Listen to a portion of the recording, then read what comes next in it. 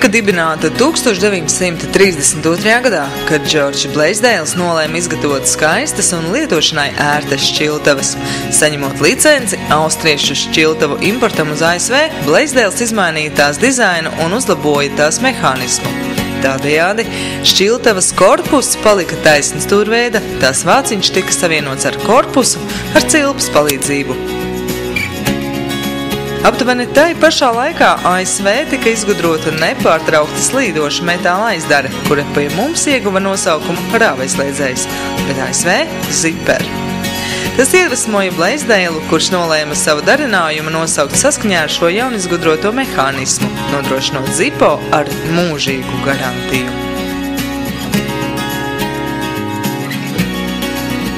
No Zippo dibināšanas, izņemot mehānisma riteņa uzlabošanu un šķiltavas korpusa dizaina variāciju, Zippo šķiltavas forma palika nemainīga kopš Blaisdella dienām. Jebkurai Zippo metāla produkcijai ir garantija, kas liecina, tā strādā, vai mēs to labosim bez maksas. Zippo paplašināja savas produkcijas izplatīšanu ASV, kā arī 120 citās valstīs, kurās tagad vārds Zippo asociējas ar Amerikas kvalitāti.